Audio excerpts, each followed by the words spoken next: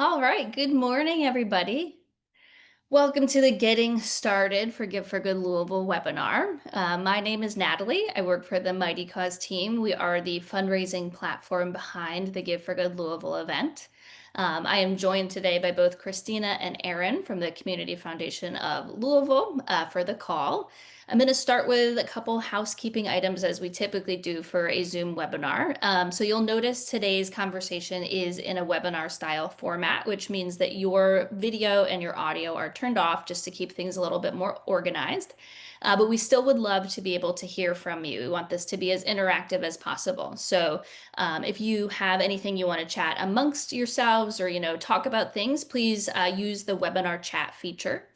For any specific questions that you have, if you could separate those and actually submit them via the specific Q&A area, that just helps to keep things a little bit more organized for us.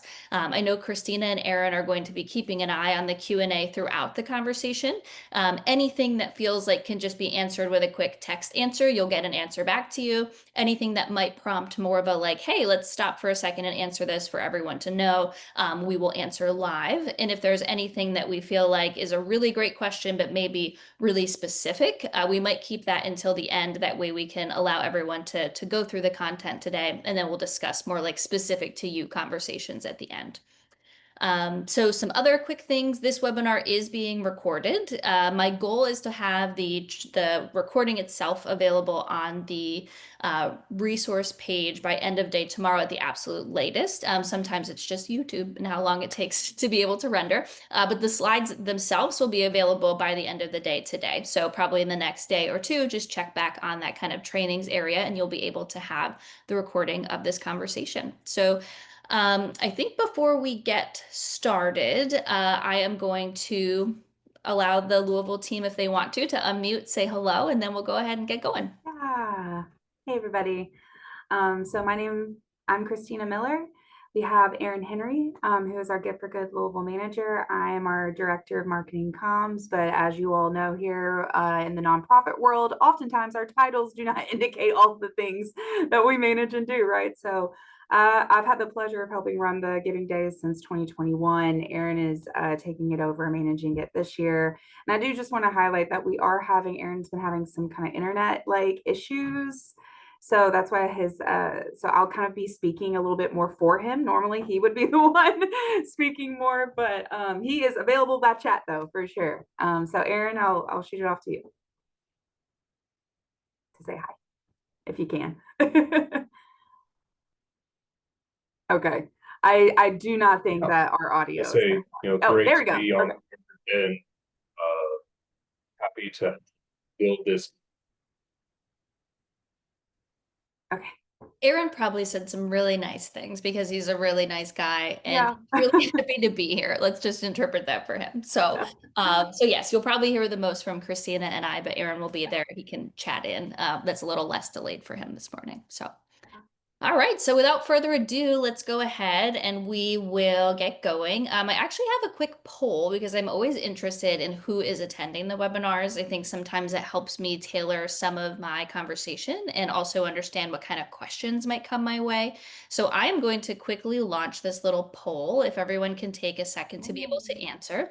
Really trying to get an idea of how familiar your organization is with Give for Good, and then what is like your status as far as have you registered? Is this an opportunity where you're getting to know Give for Good? And based on this conversation, I'm trying to like sell you on participating because the answer is always going to be yes. Or if maybe you are interested in participating, but you just haven't, you haven't registered yet. So if everyone can take a second to answer those, that would be really helpful for me. Perfect 30 out of 30. That literally never happens. No one ever responds to all of my webinar polls, so I appreciate that. We still have, a couple answers coming in, so we must have had more than that, but I appreciate it. So I'll go ahead and end that really quickly and let you know where we are at. So how familiar is your organization with Give for Good Louisville? 75% of you have participated multiple times, so great to have you. We always say that a giving event takes a village, right? And I think being being a nonprofit, and especially we keep saying this every year, but in unprecedented times, right? There's a lot that you're doing really incredible work in your communities. But let's use this webinar also as an opportunity to collaborate. So if you have participated multiple times, you might have some really good insight or some, tips and tricks to share with people. So again, use that webinar chat to say, maybe we're talking about, what to add in your profile story here in a little bit. And maybe you have learned over the years, like what works best for you? What are your donors looking to see? What's the best story to include? So if you have best practices, let's collaborate and let's use that chat feature to be able to share, any wisdom that you have. So I'm looking at you, returners, because we do actually have 19% have only participated once before, and 6% are new. So we're counting on you to help us, returners. So welcome to the new people. Welcome to people who have participated once. Hoping today will be useful for everybody, regardless of how long you have been here. Um, and then we have what best describes your organization status for this year. So we have 64% have already registered and are working on your campaign already. So way to go. That's what we are hoping to hear. But we are not by any means shaming any of you who are not there yet. We understand capacity looks different for every organization, and that you might have reasons for not having it registered yet. So we'll talk a bit in a second of what those deadlines are to make sure that if you really are serious about pursuing, that you get in the right amount of time and set yourself up for success. And then we have 19% who actually said we've registered, but we're unsure what to do next. So perfect. Today's webinar is going to be great for you because we're really talking about, I have registered, so now what? So really today's conversation is basically like I'm giving you a home tour. I'm going to show you what the dashboard is like. I'm going to show you what areas of the back end you have access to that will allow you to do different things. And then giving you a plug. I don't have the date in front of me, but I'm sure Christina does and she'll be able to tell you. But we have another webinar coming up hosted by myself again, where we'll talk more about fundraising strategy itself. So today is like, welcome to the house. Let's show you what's in all the rooms. And then our next conversation is going to be like, what should we do? What should we do in those, right? Like, how do I use the features now that I know how to find them? So hopefully today will be helpful for you. And then we have actually one respondent who said that you're just exploring, not sure if you're going to participate. So again, looking at you returners, let's bump this chat up so everyone knows how awesome Give for Good Louisville is and how beneficial it's been for you. And let's turn that I'm not sure into, yeah, I'm definitely going to register after the call. So I'm challenging you to do it. So thanks everybody. Love it. Love it. And I see a lot of people in the chat coming and saying hi. So thank you guys. Hi, Kay. Hi, Lynn. Hi, Paula. Chrissy. Perfect. So let's go ahead and talk about what are we going to discuss today. First thing is Christina is going to cover the goals of Give for Good Louisville. So, why are we doing this? Why do we come back and do this every year? Why do we put the effort into growing this event for the community? We'll talk a little bit about Give for Good Louisville basics, and that includes some of the high-level overview of the timeline of what's still coming up, things that you need to look forward to.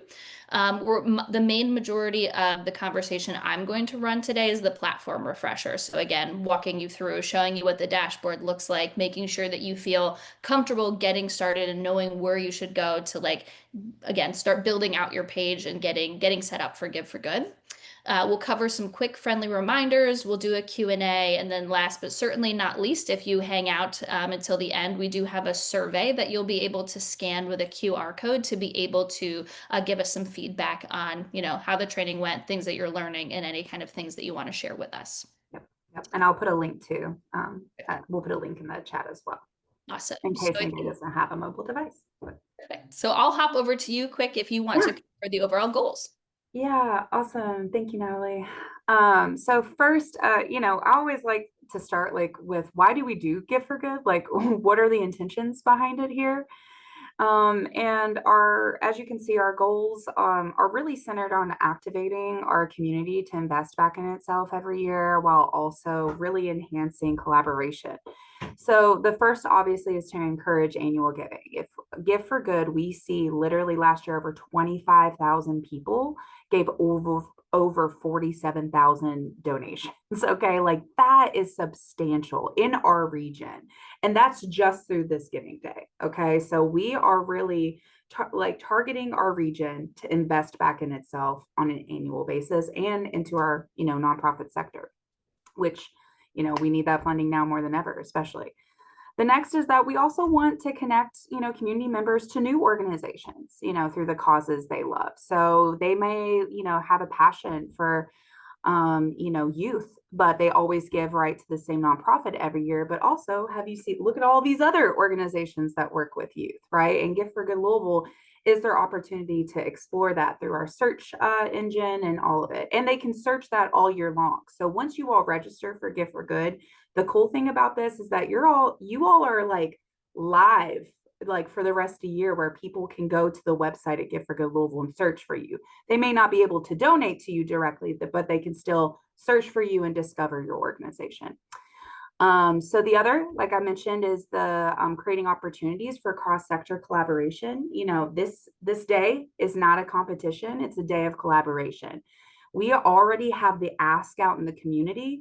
What our participants can do is take advantage of that by working with a local business, by working with another nonprofit on a Giving Day event. I always love, Paula's on this call, so I always love to use the Lincoln Foundation as an example with this, because they've collaborated in the past. I think Paula, correct me if I'm wrong, but Big Brothers Big Sisters, I want to say, and you all did like a food truck Giving Day event together. Like, that stuff's cool, because guys, when we work together and actually pool our resources together, then we benefit, our community is benefits greater for it, right? So that Gift for Good Louisville is the vehicle that we use to help drive that collaboration.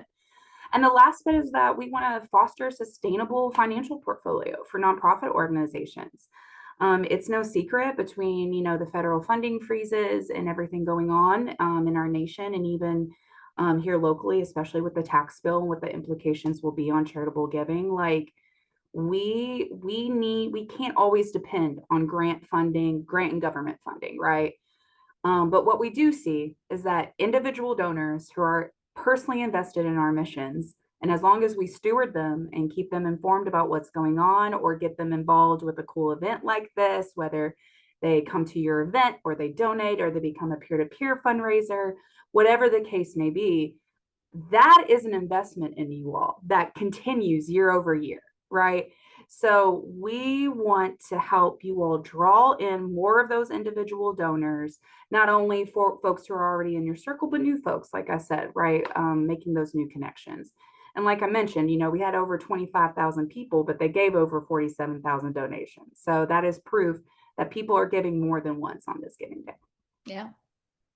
Awesome. So let's touch on the basics really quickly, which I think probably most of you know, but it doesn't hurt to reiterate again. So hosted by the Community Foundation of Louisville, which you have Christina and Aaron here, the phenomenal team. And obviously, like, they are just two of a many person team that are behind this. So they, kudos again, claps for the CFL team. I've worked with them for several years on this platform and the previous one that hosted Give for Louisville, and they are just an amazing team to work with. If you ever doubt how dedicated they are to making sure that your nonprofit has the best experience, I can vouch for they would do anything for you all. So just really incredible team to work with.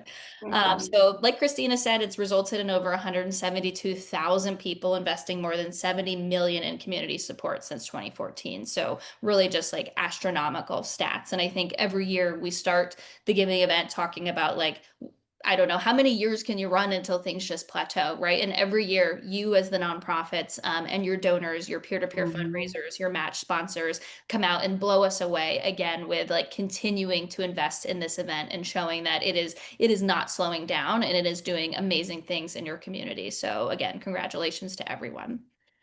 So some dates that we want to reiterate. I know that most of you have registered that are on this call, but we have to think about this it's recorded. So there's going to be people that are watching who might not have yet. So late registration begins on Friday, July 11th at 5 p.m. So if you have not registered yet, really highly suggest that you do so prior to July 11th at 5 p.m. because you're having the standard registration fee rates applied if you register now until July 5th.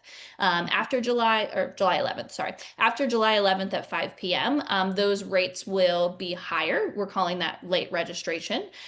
So you want to make sure that you get in early so that it costs less to be able to participate. So it doesn't mean that you can't register, but if you're like me, I'm always trying to save $1. So get there and get yourself registered before 5 p.m. July 11th. And Natalie, just a quick comment on that too, guys.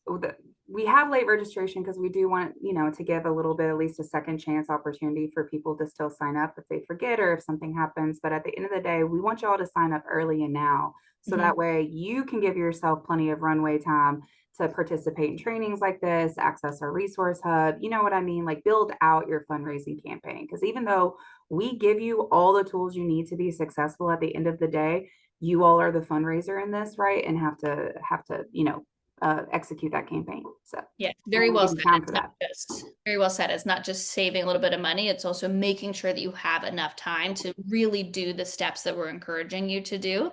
Every year in every giving event that I help, I have like a portfolio of 20 that I work with throughout the year. There's always nonprofits that come in really late and they're like, why didn't I do well?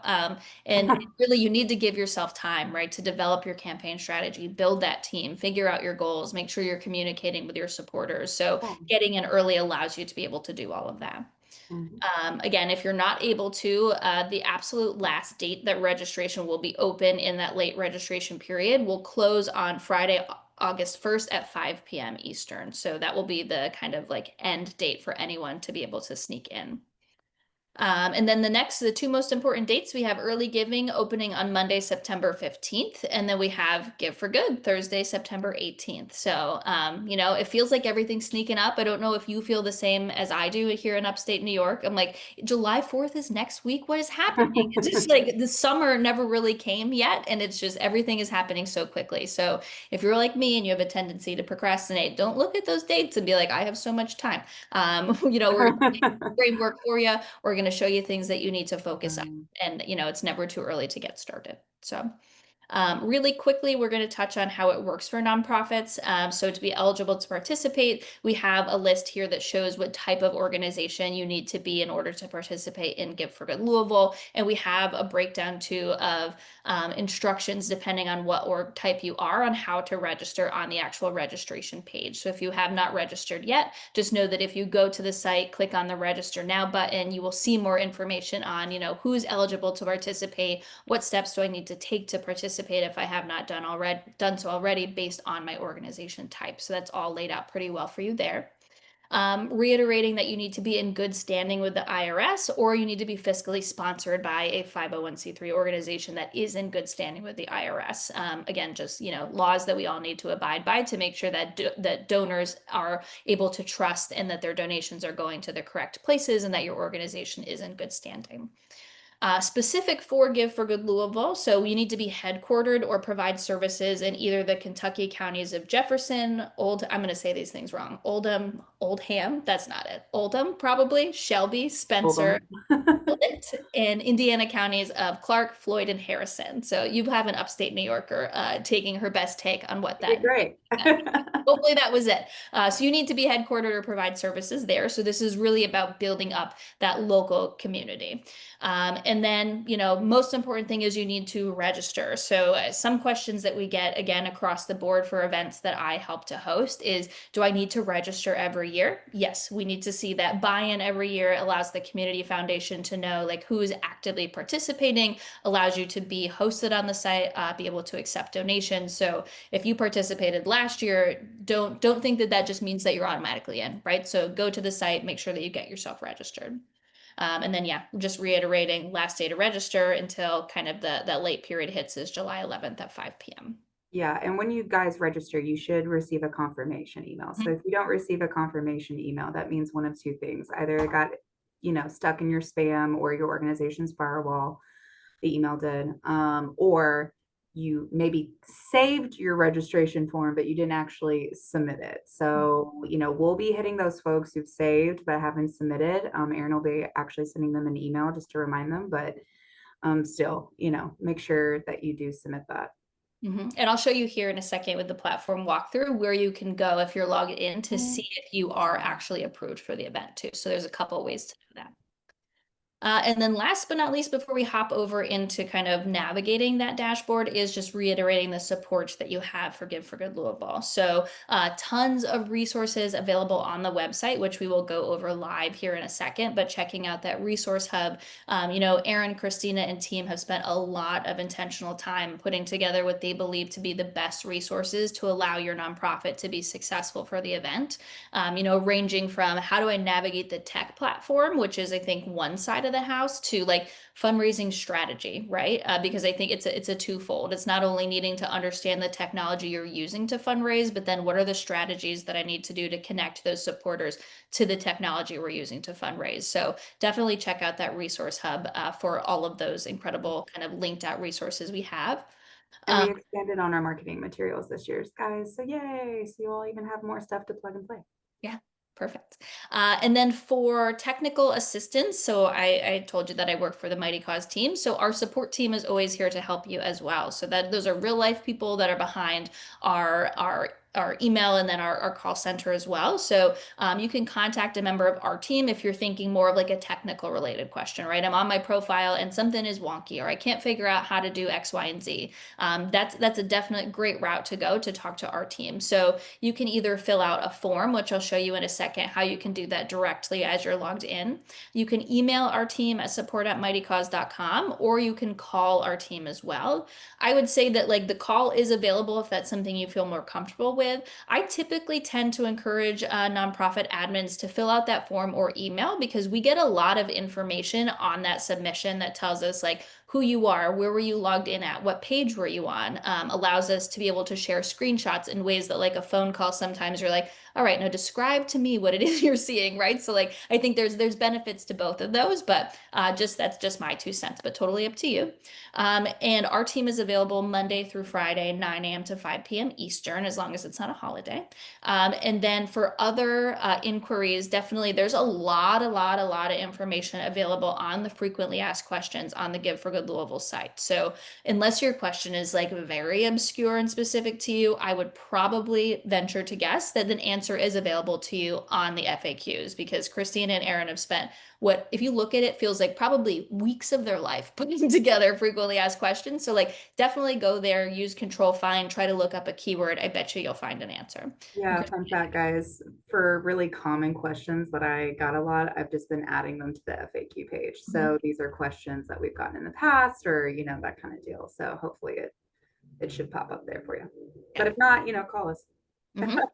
And that's a good segue into, Yeah. we also have, if you need to contact the CFL team, the info@giveforgoodlouisville.org email or the phone number that is there as well. I think a lot of times we think about it, right? Like our teams work together. So like Mighty Cause and CFL, while we exist in two different places, we're working together to be able to support each other. If a question comes into one of those areas that might have been better suited for the other, we're still going to do our best to be able to answer your questions.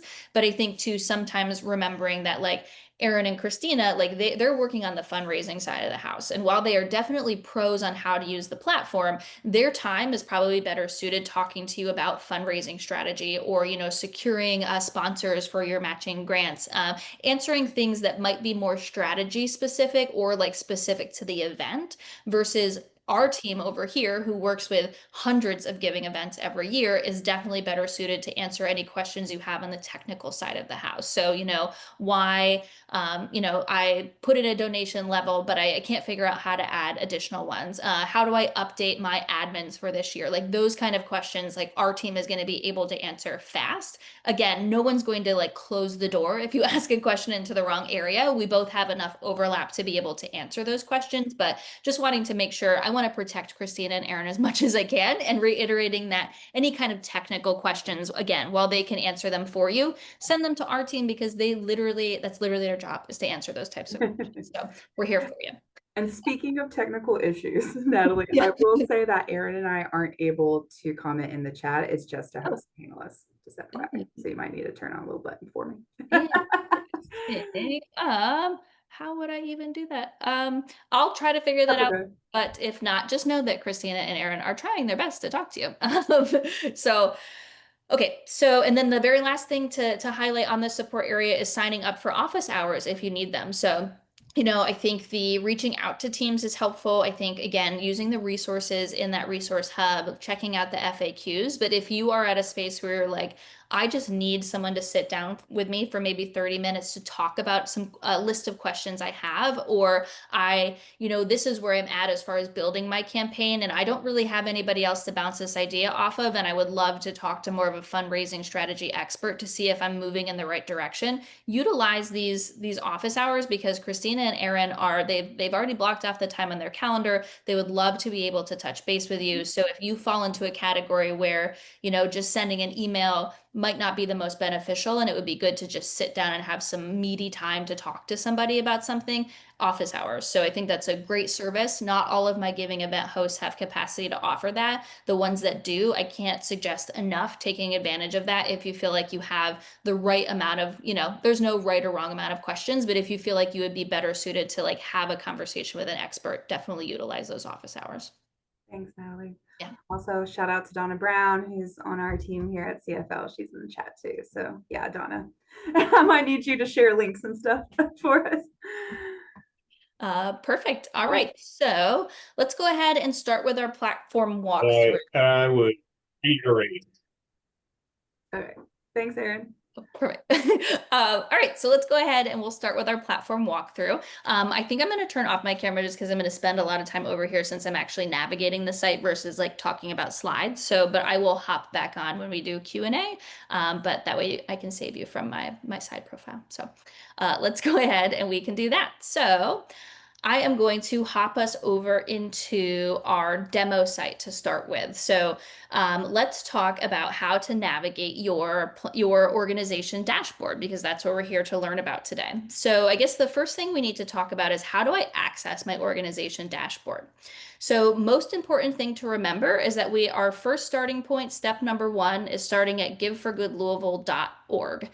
We want to make sure that we're starting on the actual Give for Good website. And then in the top right corner, which I'm obviously logged in because I need to be for our call today, if you weren't logged in, you would see an option here that said log in. So you're just going to click on that. On the next page, there's going to be the ability to enter your email and to enter your password, and that will allow you to log into the Give for Good Louisville platform.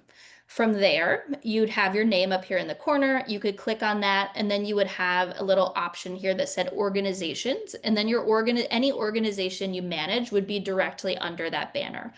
Because I am a platform admin, I have different things that you won't see on your end, but similar as you'd click on your name, and maybe this would say organizations, and then I would see my org name here. If I click on that, that takes you to your organization dashboard. One of the most common questions we probably receive from organization admins who are either new, let's say it's the giving event just transitioned over to Mightycause, or maybe you're a new admin for an organization that has participated before, is that they write into our team and they say, hey, like I'm in my dashboard, but it seems like everything that I want to be able to do like isn't accessible to me for some reason. The most common answer to that is that you have likely gone to mightycause.com and then logged in instead of the correct path, which is giveforgoodlouisville.org to log in. With your participation in the giving event, you have access to tools and resources automatically because you are linked to a giving event that is hosted by the Community Foundation, versus logging in somewhere else. The system thinks that you are not a giving event participant, and it is trying to look and see, like, do you have a subscription or something like that? And so I'll show you here in a second what that looks like. So let's say that I have gone through giveforgoodlouisville.org, I have logged myself in, and now I have accessed my organization dashboard. To start, before we dive into everything and you see things and might have questions, let's go into my fundraising tools and show you. So again, because I am a Mighty admin, a little bit different, but when you log into your dashboard, and you might come to a screen like this, so your fundraising tools, you might see that some of these are black and they feel like they're accessible because I have this little blue icon when I hover over them. And then some of them might be grayed out. So commonly ones that have this little accelerate tag underneath them. So, what you need to know is that with your participation in Give for Good Louisville, you have access to fundraising features available to you, like I had just said. And our Mightycause team has identified features that we think are, best suited for an organization who is participating in more of a time-based giving event campaign. Our platform is also utilized by organizations who are fundraising year round and using our platform for all of their fundraising efforts. And those particular organizations often pay for a subscription to be able to use our platform for year-round fundraising. And so some of these grayed out fundraising features that you see, again, aren't as useful for organizations participating in a 24-hour event.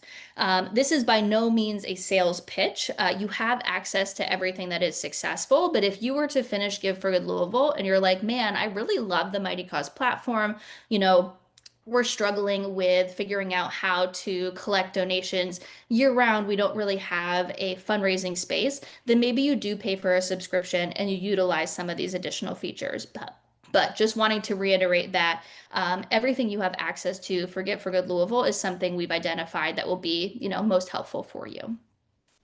So now that I've kind of given you that caveat, because you need to know that like what I see in my end might be a little bit different than what you see on your end, let's go ahead and talk about how do I navigate my organization dashboard. So the first thing is, reiterating this really awesome ability for you to be able to make on-screen edits to your organization page. So when I am on my dashboard, over here on the left-hand side, I can see my dashboard. I have this overview tab. And so this first tab here allows me to be able to see, again, just kind of a high level overview of how my organization has been performing. So if you log in right now, it's very possible, your online donations will likely say 0, 0, because it's looking at things from the last 90 days, last 30 days. But once the campaign gets up and running, you'll see more stats that are being pulled in here. I mentioned a little bit earlier that there is a way on your dashboard to tell if you have successfully registered and been approved for the current year's giving event. And this is where you would be able to see that. So in your overview tab, right here, I can see, registration is now open for, and this is demo, so it says big day of giving, but it's telling me to register now. And so I'm really quickly seeing that like I have not registered, because if I was already registered and approved, I would not be getting a message notification telling me that I should register now. If you are pending, this message will let you know that you are pending. If you are, in a saved status, so definitely check here if you're unsure of whether or not you have registered and what your status is. That will be visible again on your overview tab. The other thing that I think is important to highlight here is your organization to-do list. And so your to-do list is not necessarily required in order for you to participate and Give for Good, but what this feature does is it's actually a way that the Mightycause platform will prompt you to make sure that you have filled out information that we think is most important for the donor experience to be successful. So if I click on this to-do list, I can see here, some items that we have deemed as required. So, completing my organization page. So we'll show you that in a second, but making sure, right, that I have my logo, I have my header image, I have my profile content. Next thing is it's prompted me to make sure that I have set up electronic fund transfer. So I'll show you that in a second as well. But, here on Mightycause, you have two different options for how you would like to receive your funds that are donated to you through Give for Good Louisville. And so this step of the to-do list is prompting you to make sure that you have reviewed that and that you have set up your preferred disbursement method. The last is making sure that you have put in information on your thank you page. So once a donor makes a donation to your organization, they land on what we call kind of a thank you page or confirmation page. And that's really one of the first touch points that you have with your donors. So we really do encourage you to make sure that you have information on that page. And then you might see some other information too listed in this recommended area. Again, this is kind of giving event dependent. So a couple cool things about this is that as you fill out these areas of your platform, your organization dashboard, they will automatically check themselves to let you know that you have completed them. If you have any questions about what needs to be completed, and maybe you're like EFT setup, I'm not sure what that means and I don't know where to go to do it. If you click on that item in your to-do list, it will actually take you to that area of your organization dashboard to be able to complete that step. So really helpful tool. So now that we've gone over the overview, let's talk a little bit about your organization page because, right, this is the main face that you're presenting to your donors and your supporters for Give for Good Louisville. So we really want to make sure that this is branded to look like your organization. We want to make sure that you have included, information about your organization so that I, as a donor, when I land on your page, I know who you are. I know what my dollars will be going towards if I donate to you right now, and I know what kind of work you're doing in the community. So you might say, how do I edit my organization page? So obviously, first thing is that you need to be logged in as an admin. You'll see your organization dashboard. You'll see some of these kind of quick links, and that's how you know that you're actually logged in. When I'm on the organization page tab of my dashboard, over here in the right-hand corner, I have this edit mode. So once I turn on edit mode, you'll see all of these little kind of gray icons have popped up, and those are what I can click on to be able to either learn more or make adjustments to that specific area of my profile. So, we can add in a header image like we see here. We can add in my organization logo. I can edit my organization's display name. So let's say you're in a situation where you might have a legal name that is like much longer than what you actually go by in the public. If you come here and you edit your display name, it's actually letting you know like this is not going to impact your legal name. Nothing will happen as far as any IRS or official documentation. All you're doing is editing the name that donors would see on your organization page. Some other things that you're able to do is, down here we have the ability to edit what is in our metrics. So let's say that you want to, it's probably most standard that organizations include their amount raised and their number of donors. But let's say that maybe this is your first year participating, or you've participated for many years and you fundraise a lot of money, but you want to kind of have an emphasis on donors for this year. If you wanted to, you could actually only highlight the number of donors. I will say that donors are always going to be curious about how much has been raised, so I'm not sure that they would love if you hid the amount raised, but it is an option if that's something that you decided to move forward with. And then scrolling down here, probably one of the most important parts to talk about is your about section. So this is where we're talking about, who is my organization? What are we doing in the community? And what does a donation to my organization at this time help solve? And so when we talk about your profile content, we always want to make sure that we are, we're hitting on the most important parts and we're sharing a short and concise message. You'll notice here that you have the option if you want to add an additional tab to your organization page. And so I, as a donor, when I come to your page, will automatically see any information that is added here in the About section. If you have an additional tab, I can opt into clicking over and reading more. So when I have these conversations with nonprofits participating in giving events, I often say that if you have, you're all doing such incredible work and you have really incredible stories, and I'm sure you could go on and on and on about the history of your organization, what you have achieved, what you are hoping to achieve in the future. Maybe you want to highlight who your board members are because they're playing a large role in your campaign this year, or you want to be able to share testimonials from individuals who have benefited from your services. All of that is great info to be able to share. What I typically recommend, again, is using the info that's on this About tab to share that short, concise message, right? So allowing the basic user to read about who your organization is, what you're fundraising for right now during Give for Good Louisville, and where those donations will go. Any additional information that you would really like to share about your org that you feel like would be beneficial for donors to know, you could put on an additional tab that you're able to name whatever you want. So let's say it's a case where you wanted to highlight your board members. You could name it board members. You could name it upcoming events. You could name it whatever you want that's relative to the information that you add there. So again, saying that I'm not telling you to cut out part of your story, but I'm thinking about tailoring whatever's in this About section information to 99% of your readers, knowing that they can opt in to read more information if they have time and capacity to spend more time on your page before they make a donation. So again, it's an optional tab. You might not have a use case to use it, but if you're like me and you feel like everything in your head might be important for people to read, this is a great way to really segment that so that way you can get most of the donors through as quickly as possible, but those who have time to linger can read more about you. And then when we talk about the actual about content itself, because I saw a question actually come through in the webinar chat, yes, you can add videos to your page. So here, when I have edit mode on and I'm in one of these kind of tabs that I'm adding content to, we can see the edit bar here at the top. So this is where I can, bold, italicize, underline. I can change things into a large heading, a small heading. If I wanted to change the justification, or if I wanted to add lists, I could do that. And then we see the options here to, if I want to hyperlink, so I can add a link, I can insert an image, or I can upload a video.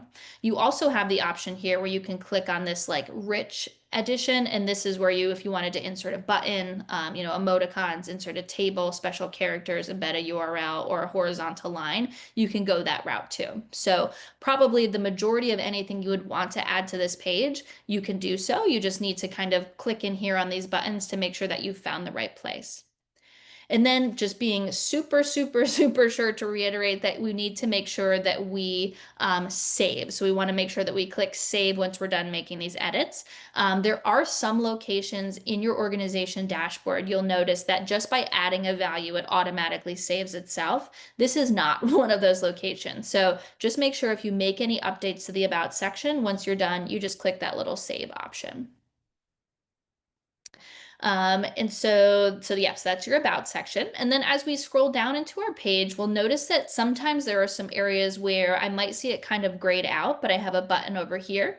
I might see a little pencil icon over here. And so what's great about your organization page on Mightycause is that you can decide what is most important to you. So if I don't, if I want to include a section on my page or I want to exclude one, it's really, really simple. So if I come over here to a section that looks like this and click on that button, then I am actually adding a section onto my page. Likewise, if I decide that this is not important for my, my organization page for this year, I can click here and I can actually hide a section from my page. And so that will work for the majority of, again, the sections that we have included here. Highlighting some of those sections. So we have a featured campaigns area. And then if I scroll down here, you'll see an additional section called campaigns supporting this organization. So both of these are talking about, peer-to-peer fundraiser campaigns, and you can utilize them with kind of some different strategies. So this section here called featured campaigns, you'll see, right, brings in some of that branding. So it's bringing in the theme color that you've set for your organization page. But this section itself is actually requires you as the admin to do actual work to decide who is listed in this section. This section down here called campaigns supporting this organization will automatically pull in any peer-to-peer fundraiser that signs up to fundraise on behalf of your organization as soon as that page is published. So including this section on your page is automatic, and it allows you to kind of set it and forget it. Versus if you wanted to have featured campaigns up here, you as the admin would have to come in and then you would search for whatever particular fundraiser that you wanted to kind of highlight in a different section. I will say, so you might ask why? Why is this set up this way? Why would I use that? I oftentimes hear of organizations who, let's say that you have, your board members, you have some big, well-known board members who are fundraising. You might want to use this section just to draw some extra attention to them because you're giving them more recognition and appreciation of their efforts.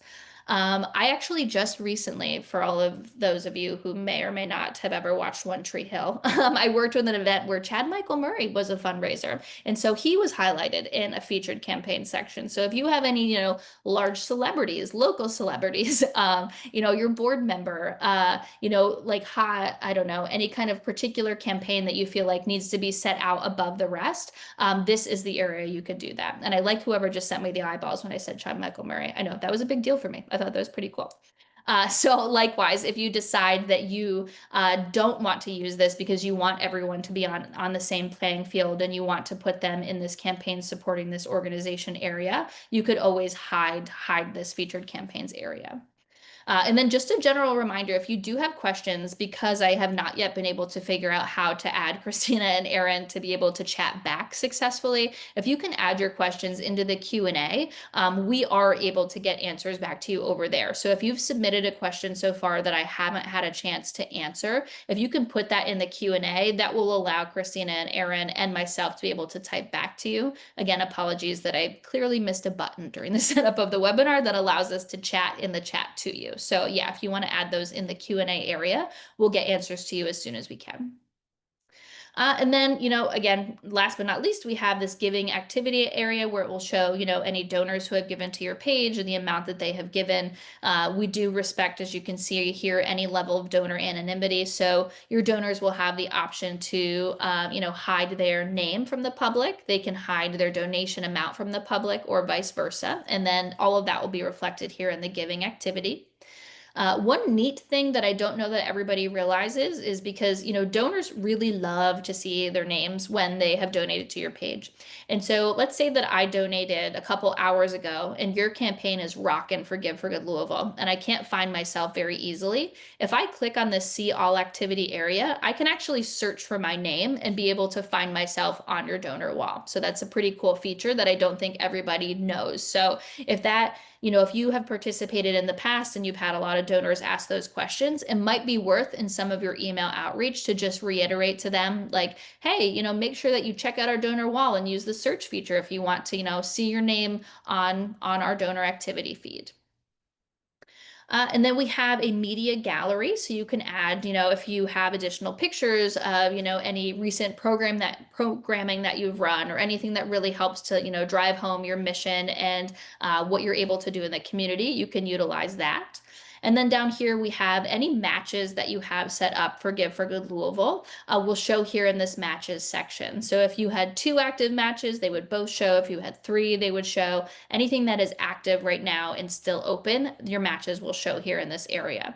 So at the top of the organization page, and I think some people notice this, and that's why I might have saw a question about it, is you'll see on the donate button for this demo organization that there's a little badge that shows that there's one match that is active.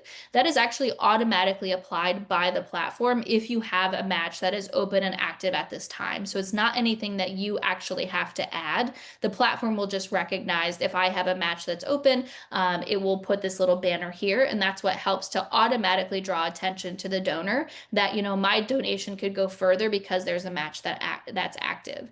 It also acts as an anchor link. So if I click on that, it takes me down to that section of your page where I can see what match is currently available.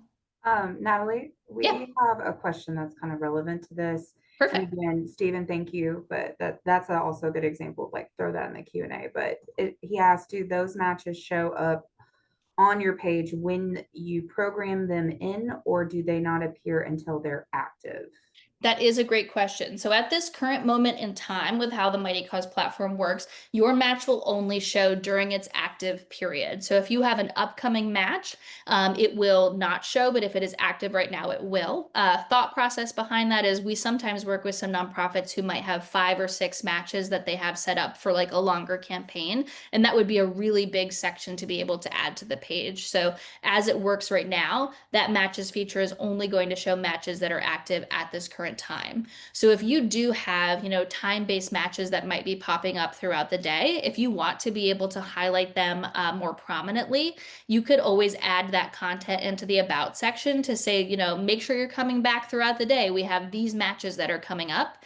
You could also maybe a great use case for having a custom tab that I call matches. And that way we're telling everyone like, this is what you can look forward to throughout the day. So great question, and kind of tying back into unique ways to utilize these 2 sections to be able to, make sure that your donors are informed and know what is coming up soon. The other related question to this page, Natalie, too, and I know we have about 11 minutes, so we'll keep it moving, but how does a featured campaign relate to a match? So they don't necessarily relate to each other. A featured campaign is really your ability to highlight a fundraiser that you want to draw more attention to and kind of pull them out of the crowd of this section. That could be two things though. Maybe I do have a board member who also has sponsored a match for our event, and maybe I'm just deciding that anybody who kind of reaches that threshold, I am going to put up, their fundraiser page here. So they don't inherently talk to each other, but that could be a unique strategy. If you do have people that have signed up for peer-to-peer fundraisers who also sponsored a match, maybe you use this featured campaign section to like just highlight them a little bit more because they are doing, more work for you and have signed up in more ways. Yeah. And we also had a question about what the difference between a team, and an individual fundraiser, but I will send some helpful links to Donna to share in the chat so you Perfect. can learn more about that. Awesome. Cool. So yeah, it looks like we have about 10 more minutes left. So I'm going to hit on some other things that I think are most important for like, what can I do right now? What is most important right now as I prepare for Give for Good Louisville? So obviously, first thing is that whether or not you have participated before, if this is, I only participated last year or I am brand new this year, your profile content is probably one of the most important things we want to focus on right now. When a donor lands on our page, we want them to automatically feel drawn in by our branding. So, if I know you by X in the community, I likely want your logo to be here, right? This is logo recognition, brand recognition, making sure that your story itself is prepared and ready for when everything opens. If you created a profile last year that you feel like is pretty evergreen, I would still recommend you come in, review it, make sure that there's anything that you should update and kind of refresh for the upcoming campaign. So that's number one. Number two, some things I want to show you here in the settings area. So I always recommend that, again, if you're returning or you're brand new, come into this admin area and clean up anybody that should no longer have access to your organization page, right? We're always thinking about the safety of donor information, and we want to not only donor information, but we want to think about, too many cooks in the kitchen, so to speak, and people coming in and out making edits when you're not really sure if they should be. So for all of those purposes, I always recommend that every year at the start of a campaign, you come in here, you look in your settings area, admins, and anyone that you think shouldn't be in here anymore, we remove them, right? Because we want to make sure that only the people that should have access for this year's campaign have access for this year's campaign. So that's, again, another really great thing to do right off the bat once you're approved for Give for Good Louisville.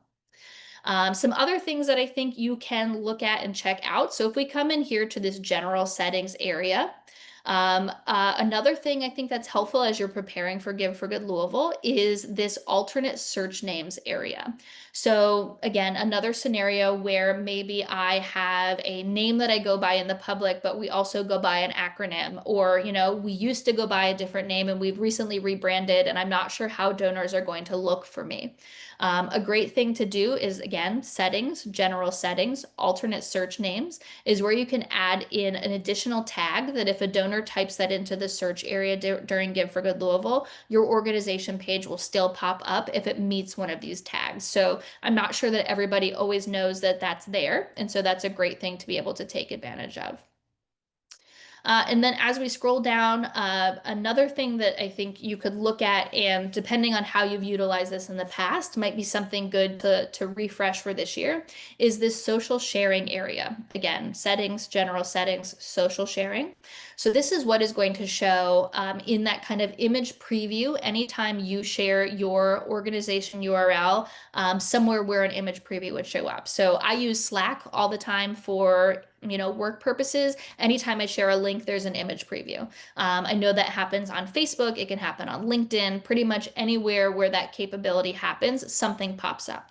So this is where you as the organization admin can control what that sharing image is if somebody shares your specific page for Give for Good. So you can edit your image that pops up. So a lot of times organizations will pull in, just their general logo. You can put in a share title and a share description. And then if you want to, you could put in, a linked account, or you could put in a hashtag. So both very helpful. And then probably the last thing I'm going to hit on before we open it up for Q&A for those of you who have time to be able to hang out is your disbursement settings. And so I know we have a lot of time. It feels like before early giving happens and then Give for Good Louisville itself, but it's never too early to make sure that you have if you need to either set or update your disbursement settings. And so this is related to how does my organization receive online donations that come in through Give for Good Louisville after the event is over. So you have the option to either receive those via check. And again, check out the FAQ page on the website because it gives you more information about this. Checks do incur a $5 service fee and they do only come once a month versus if you elected to go with electronic funds transfer. So that's just going directly and, direct deposit. Those funds come over a little bit faster and there is no service fee associated with them. So again, coming to this disbursement settings area, making sure that everything is set up based off of how you want to receive your funds for this year. If you've had changes in your banking information from last year to this year, you will have the ability to request an update. And so you'll be asked to provide information depending on, if it's a check update or if it's where you want your direct deposit to go to. So there will be a form that you'll have to submit some information to so that our customer service team can review and make sure that you are the right person, that you have authority to make this decision, and that wherever you're telling us to send it is a space that can be confirmed. So again, disbursement settings. So reiterating kind of our top things for today. One, access your organization page by going to giveforgoodlouisville.org and use the login option in the top right corner of the screen. Once we are on our organization dashboard, check out this overview tab to make sure that you are actually registered for Give for Good Louisville and make sure that you have filled out your organization to-do list so that you're giving your donors the best experience. Check out your organization page, toggle on edit mode, and make any adjustments or build out your page if this is your first time participating. Come down into your admins area, clean it up, and make sure that only the correct people have access to your page. Go into your general settings and make sure that you're prepared for donors to be able to find you if you have different names that you're known by, and make sure that your social sharing is updated for this year's campaign. And then last but not least, go into your disbursement settings and make sure that you are ready to receive donations. If you have already participated in the past and you're like, I'm going to get started with peer-to-peer fundraisers now and setting up matching grants, fantastic. If you are brand new or you haven't utilized those features before and you are interested in doing so, I would highly recommend, again, attending the next hosted webinar, which I'll show you in a second what those dates are. But our next conversation is really going to be about strategy. So how do I utilize, peer-to-peer fundraising? How do I utilize matching grants? How do I use these reports that are available to me that shows my donations last year to leverage more donations for this year? So that's really going to be more of a meaty conversation about, all right, I figured out how to navigate the dashboard and my page is built. Now, how do I make it successful? How do I use these tools? So that's going to be our next conversation. And then last but not least, before we hop over into the Q&A, is just reiterating again, Give for Good Louisville. If you come over here to the header menu, you can see this For Organizations tab. And this is where I can see, the resource hub, the spread the word page, trainings page, frequently asked questions, terms of service, how to contact us. So everything you need lives under this For Organizations area. Again, check it out if you have questions. The CFL team has done a lot of amazing work to build out those resources. And so I'm going to click through all these tabs really quick because that's everything that we have covered today. But I think we have one section that I wanted to show you about just some friendly reminders. So friendly reminders, offline gifts are allowed. So this was a new thing that we introduced for last year. Caveat is just remembering that they will only count towards your organization's overall totals, but they will not be counted for leaderboards or prizes. Prizes will be announced in August, so stay tuned for that. The Sam Swope family is the premier prize sponsor and has donated over 1 million to the Giving Day prize pool since 2015. So arms up, woohoo, for Sam Swope family. Just again, a general reminder, fundraising reminder, you can't give donors tangible goods or services in exchange for them donating to your organization during the Giving Day. I know that that's, again, never allowed when we're receiving charitable donations. And then a plug to pick up your Give for Good Louisville poster from the foundation Tuesday to Thursday, 9 a.m. to 4:30 p.m. And then I will leave this screen on for the upcoming trainings so that we all know when they're coming. We have an in-person training with the CFL team. We have some live webinars that are happening. So check these out. And again, they live on the the website as well in this training library area. It gives you not only the recordings, but the ability to sign up for upcoming trainings as well. So thank you all. I think what I need to do, because we had some updates to the survey. So just give me 1 second. I think I need to come here and then we will just refresh because I think we updated this. Christina, you can jump in if I'm incorrect, but I think this is now correct, right? This QR code. And then Donna will pop the actual link in the chat too if people Perfect. prefer to do that way. So yeah, guys, thanks for the overview. If you want to go ahead and take this, you can. If you want to stay on and ask some more questions, you can as well.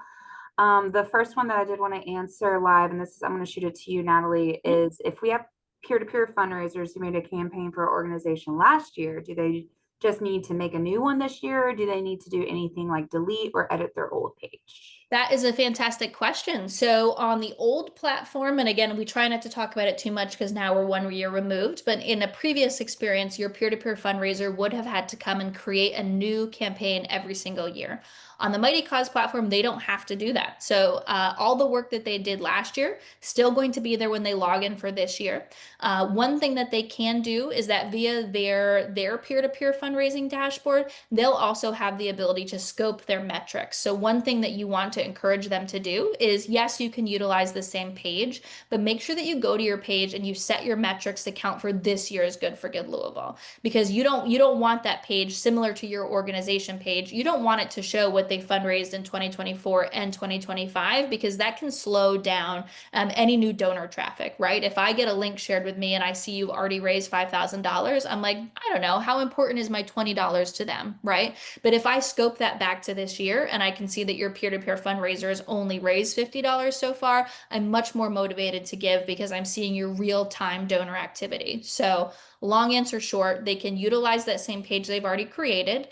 Similar to what I told you earlier, have them go in, zhuzh up the page, refresh it if they have a new image or they have a new kind of story to share about why they want to support your org, and then have them reset their metrics. But the sign up process is no longer required because they already have a page that they can use to be able to fundraise. And worst case scenario, if that message isn't clear or pointed out to your peer-to-peer fundraisers, nothing will be harmed if they accidentally create a new peer-to-peer fundraising page. It's just easier for them to not have to do it, and then they have all of their kind of information and data available in one easy space rather than having multiple pages. So I would say best recommendation, reuse, but if something happens and they don't get the message, nothing is broken by them creating a new page if that's the route they end up taking. Yep. Thanks, Natalie. The rest I already answered in the Q&A, but I will just briefly go over them in case anybody wants to see. So like, what's a recommended date to have our, profile ready for public view? Honey, that site is live. And once you are approved, so is your profile. So the sooner you get it done, then the more that people can come, like will be able to see your story, learn about you, the more marketing reach that you have. So director marketing over here, I would definitely recommend to get that be like your first step that you do is getting that profile together. But the absolute last date, I would say by mid-August, is because we do see the site visits start to ramp up around that time. Talked about what's the functional difference between a team campaign and a fundraiser linked to an org. And so, Natalie, I answered this in the chat, but basically a team fundraiser is where a group of individuals, your board of trustees or directors is a good example of this, are fundraising on behalf of your organization. They have a team fundraising page. And on that page, like you have rankings to see who's been raising the most for you and all of that. So it's just a cool way to get them, again, joined in as a team and trying to raise dollars for you all. And then a regular fundraiser like page is just that. It's just for an individual who is fundraising for your org. And then I popped into the chat the donor and fundraiser FAQ page, as well as our peer-to-peer fundraising page that goes into that more. Awesome. Okay, we just had another question come in about peer-to-peer. So it says, you said we can that you recommend your peer-to-peer fundraisers to update their metrics. If we have some less tech-savvy fundraisers, are we able to edit that for them? Yes, absolutely. So again, we'll go over this a little bit more in depth in our next training that we have hosted by Mightycause. But just to show you right now, if you come into your fundraising tools, campaigns area, this is going to show you every peer-to-peer fundraiser or team fundraiser associated with your organization that is published. And so So if you needed to go in and assist a fundraiser with any kind of setup, if you locate their page, come over and click this little icon, you can click on campaign dashboard, and that will give you direct access to their peer-to-peer fundraiser page, which now allows you to have administrative access. So you can jump in cases where you have less tech savvy people. Again, worst case scenario, if you had a fundraiser who put together a page and you're like, this isn't appropriate, or like your image is really blurry and I'm not really sure why, let me help you out, you can hop in and be able to make those adjustments for them. So yes, definitely something you have access to, and would encourage you to utilize that if you have capacity to do so, because that's going to go a long way with your supporters. Yeah. And again, we'll talk, you can make a fundraising template to also help like cut out a lot of that work for them and all that jazz. We'll talk about that in the webinar. Suzanne also had a good question about any tips for planning for donors who want to give via a check or from a fund they may have. And I said, first, that's a great way for them to avoid the platform and credit card fees, honestly. I recommended you need to delegate an individual on the giving day to input those offline gifts of check or cash gifts into, you know what I mean, your database. So that way we can track it. And then if they have a fund at the Community Foundation of Louisville, then of course upon donation checkout can indicate that's where they're going to be giving from. Super easy for them. And then we take it from there and you don't have to do anything on your end. So yeah, it's awesome. And we have another good question about, if you have individuals who are fundraising for you, does it make any sense to pull them together into a team to gamify things a bit? And so appreciate the question. I say that's like a level like 3. I'm ready to like take my peer-to-peer fundraising to like next level, which is fantastic. You as the organization admin could do that. So you could create a fundraising team, and then on the back end of that fund, I know, your Stephen would ask. Your name is legendary, Stephen. I even know you over here. So I had a feeling that was going to be your question. He's doing our storytelling and AI and fundraising trainings. Right. Not in a bad way, Stephen. Not oh my in a bad way. It's oh my in a good way. But you are, we talk about you in the hallways. It's a hush of reverence. But yes, you as the organization admin could create a peer-to-peer fundraising team, and then you can go into the back end of that team and you can add individual peer-to-peer fundraiser pages.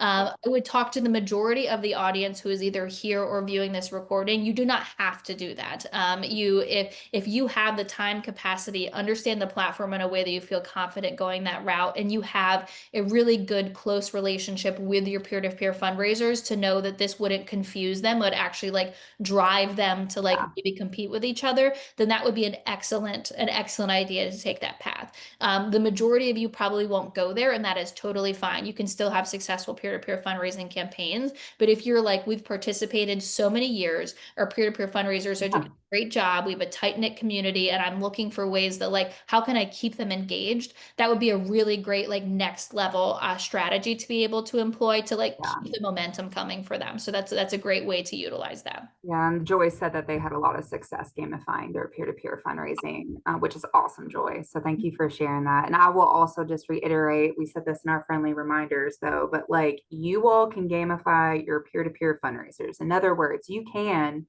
like say, all right, you know, or as a peer-to-peer fundraiser, whoever gets, you know, reaches their donor goal first or their cash goal first will get a gift card. You can do that, but you cannot do that for your donors, guys.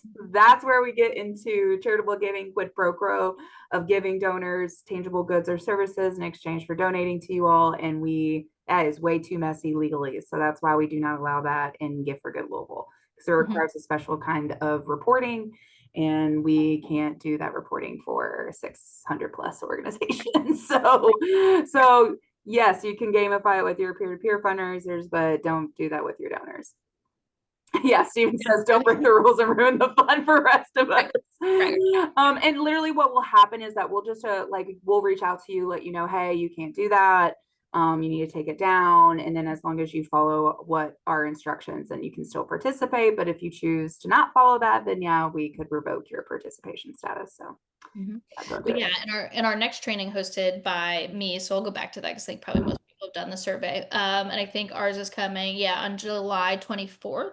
We're going Mhm. to talk about, right, matches and challenges, peer-to-peer fundraising, using our, donation report to figure out how should we segment, how do we talk to donors, how do we get returning donors, how do I look at my lapsed donors? So we'll go through all of that because we're going to have an array of people in that call and an array of people that are viewing that training. And so we need to talk about it from a basic level of just how do we utilize this. But we're also going to make sure that we talk about, for organizations that have people like Stephen Carr who are like, we've been here for a long time and like we're having a lot of success, but like as the giving event needs to grow and sustain, like so does our organization. We need to keep people engaged. And so we'll make sure that we balance kind of you're a new person and this is the basics. And then also talking about you're 8 and you need to figure out how do I continue to grow? How do I continue to incentivize? And so talking about, right, gamifying peer-to-peer fundraising. How do we get more people to be match sponsors? And so, yeah, we'll talk a lot about that because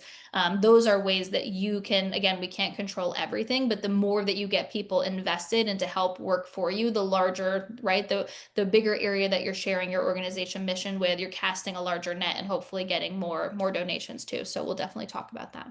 And then an anonymous person asked if you could repeat that again about giving a peer-to-peer a gift card.